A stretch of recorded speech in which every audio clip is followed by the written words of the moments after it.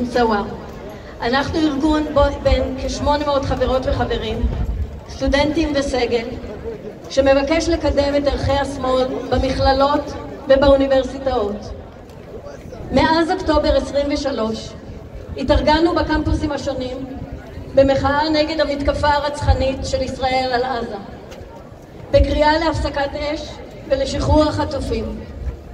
אבל למרות שראינו מההתחלה את ממדי ההרג וההרס, את מחיקת הערים והאדמות החקלאיות, את ההתעללות בשבויים במחנות המעצר ובבתי הסוהר, ולמרות שדי מהר הבנו שפשעי המלחמה הופכים לרצח עם, אף אחד מאיתנו לא צפה ממדים כאלה של השמדה, של אכזריות שאין לה שום גבול, של הרעבה עד מוות, של ירי מכוון על אנשים שמנסים להשיג מעט אוכל, הפצצת צוותים רפואיים וצוותי חילוץ ותכנון מדוקדק וסתני של מחנות ריכוז והגליה.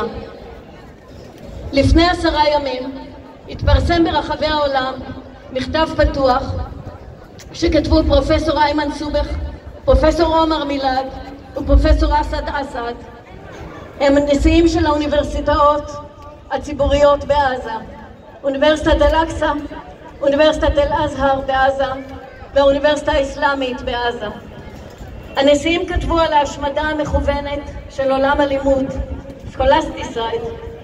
הם ציינו את מחיקת כל האוניברסיטאות בעזה, את ההרג המכוון של אנשי סגל ושל סטודנטים, את ההרס עד היסוד של מבנים, ספריות ומעבדות. ועם זאת, הם הדגישו, האוניברסיטאות שלנו ממשיכות להתקיים. אנחנו לא מסתכמים בבניינים, אנחנו קהילות אקדמיות שעדיין חיות ונחושות להתמיד ולהיות מופת של נחישות, תקווה וחופש אינטלקטואלי. איזו דוגמה מעוררת השראה נותנים לנו נשיאי האוניברסיטאות העזתיות. שואה מתחוללת בעזה, ואנחנו רואים בהתפעלות איך מתוך התופת, הרעב, הצמא, החולי, החולשה, אנשים מגייסים כוחות כדי לשמור על הרוח.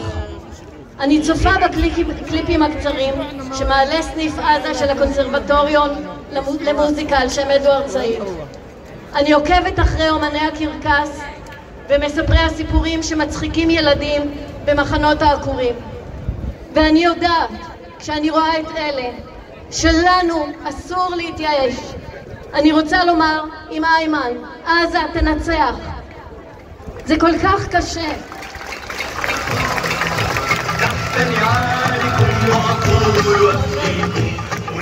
זה כל כך קשה. מצד אחד הזוועה אינה ניתנת להכלה, וקשה לדמיין איך עזה תקום מההריסות, איך זה יקרה.